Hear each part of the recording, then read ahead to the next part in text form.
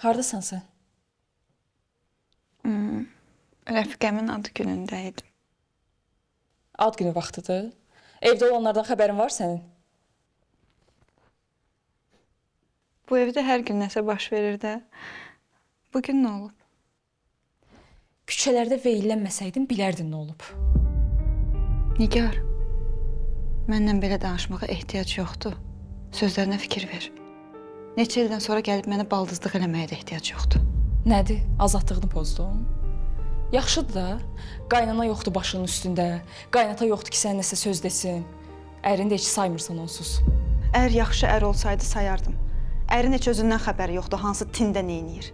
Yaxşı qadın olaydın, yığıb yığışdırardın ərini. Amma yox, sənə belə sərf eləyir. Sənə azadlıq xoşdur. Nigar, ayıb olsun sənə. Özün neçə ildir yoxsan, xəbərin yoxdur ki, burada nə baş verir. İndi gəlib sən mənlə necə belə danışa bilərsən? Çünki sən əvvəlki kimi deyilsən. Sən əvvəlki kimi deyilsən, sən çox dəyişmisən. Mən həmişə sənə arxayın idim. Nəinki mən, hamımız sənə arxayın idik. Amma sən Seyranı tək buraxdın. Mənim Seyran üçün elədiklərimi heç kim dana bilməz, Nigar. Sən onu yarı yolda qoydun Firə. Mən onu yarı yolda qoydum. Mən onu yarı yolda qoydum. Mən onu yarı yolda qoysaydım, çoxdan cəhənnəm olub gedərdim bu xarabanızdan.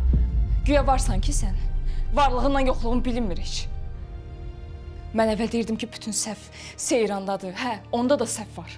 Amma sən onun səhvində də, düzündə də onun yanında olmalıydın Firə. Neynəməliydim? Nigar, neynəməliydim? Siz ümumiyyətlə ailəlikcə məndən nə istəyirsiniz? Ən gözəl illərimi mən Seyrana qurban eləmişəm. Hə? Onu niyə fikirləşmir heç kim? Onu niyə saymır heç kim?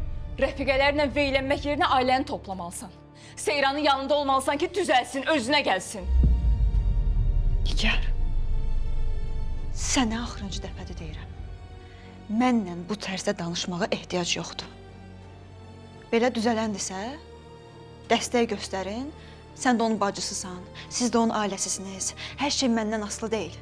Dəstək göstərin, sağalda bilirsən, sağalt qardaşını.